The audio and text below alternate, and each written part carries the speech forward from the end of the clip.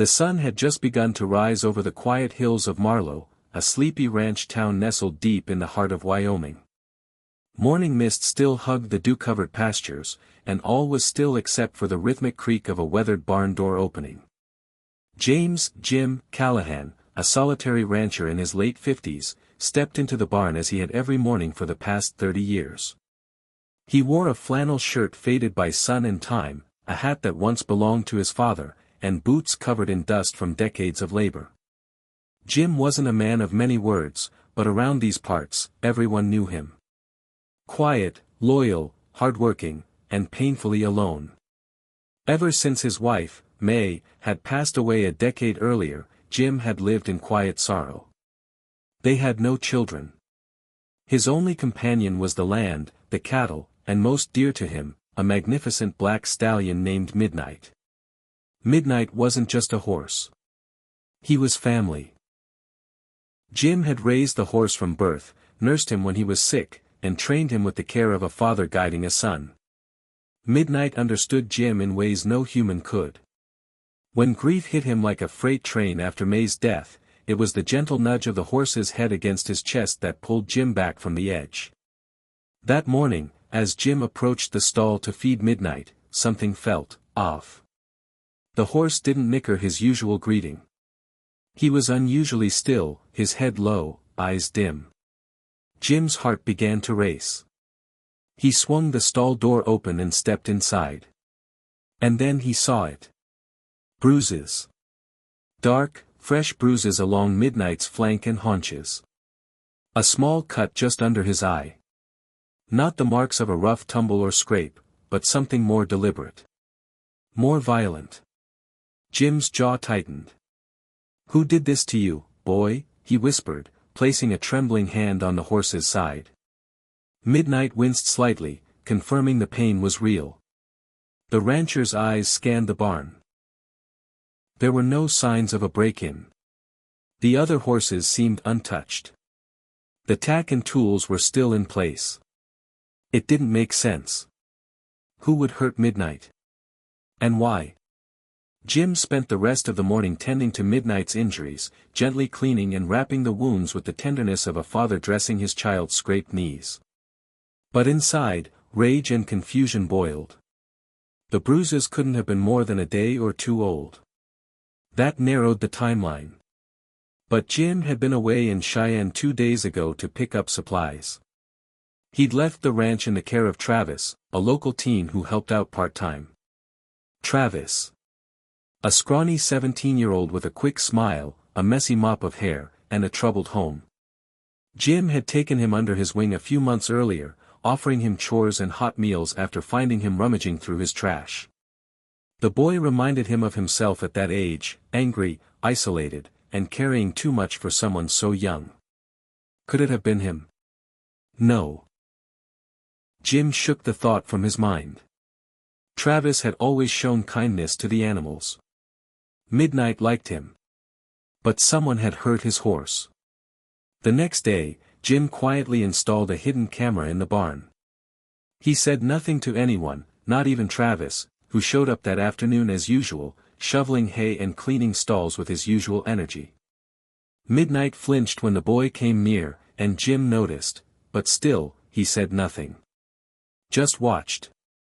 That night, Jim sat in his dimly lit living room, staring at the grainy footage on his laptop, his rough hands clenched into fists as he watched the truth unfold before his eyes. The video showed Travis entering the barn late at night. Drunk. Cursing.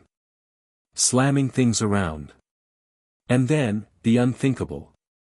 A cruel smack to Midnight's side with a broom handle. The horse reared in panic. Travis stumbled, cursed louder, and hit him again before collapsing in a drunken heap against the wall. Jim's face went pale. He leaned back in his chair, the room spinning. He should have been furious. He was furious. But as he sat there in the heavy silence, another emotion crept in, heartbreak. This wasn't just cruelty. It was pain misdirected. A young boy lashing out in the only way he'd ever been taught.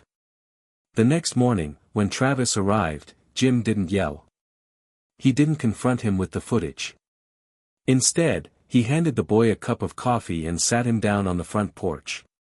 "You ever want to tell me what's going on in that head of yours, son?" he asked softly. Travis shrugged, avoided his eyes. "I ain't your son." "No," Jim replied. "But I've seen that look before. Wore it myself once." Travis looked up then, something flickering in his eyes. And then, silence. Long, heavy silence. Until the dam broke. Through sobs and gasps, Travis poured out a story of abuse, of a father who drank and beat him, of a mother too scared to leave, of nights spent hiding in barns and alleyways. He didn't even remember hurting the horse, he said. Just remembered the rage and the bottle. Jim sat still, letting every word settle like dust on an old floor. When the boy finally fell quiet, Jim stood. "I should call the sheriff," he said. Travis stiffened. "But I won't," Jim continued. "Not if you do exactly as I say. Starting with apologizing to Midnight." The boy nodded, tears still streaking his face. That day marked a shift. Travis worked harder than ever, cleaning the barn spotless, helping nurse Midnight back to health. He apologized to the horse, feeding him apples, brushing his coat with trembling hands. And slowly, Midnight began to trust him again. But word had gotten out. One of the ranch hands had overheard the conversation on the porch and told the clerk at the feed store. In a town like Marlow, secrets didn't last long. Whispers turned into gossip. Some folks were furious. They wanted Travis punished. "A boy like that don't belong on a ranch," one man growled at the diner. Others sympathized but didn't understand Jim's decision. "Letting him stay sends the wrong message," a woman muttered. But Jim didn't back down. Instead, he did something that truly shocked the town. He went public. At the town hall meeting that Friday night, Jim stood in front of a crowd of skeptical neighbors and spoke. He told them everything. About the bruises. The video. The pain he'd seen in Travis's eyes. The cycle of violence that so many kids were trapped in. And the choice he'd made, to break the cycle with compassion, not punishment. "Folks," Jim said, his voice steady but full of emotion, "we've all been through our storms. Some of us had someone to pull us out. Others didn't. But if we keep throwing people away 'cause they're broken, we'll never fix nothing. That boy made a terrible mistake. But he's owned it. And he's trying to be better. Ain't that what we all hope for?" There was silence. Then, slowly, applause. It started with the schoolteacher. Then the mayor. Then the sheriff. And before long, the whole hall was on its feet. The tide had turned. In the weeks that followed, something extraordinary happened. The community rallied around Travis. The sheriff connected him with a counselor. A retired vet donated supplies to help care for Midnight. The high school principal offered Travis a second chance to finish his education. And Jim found something he hadn't felt in years. Family. The bond between him and Travis deepened. It wasn't perfect, but it was real.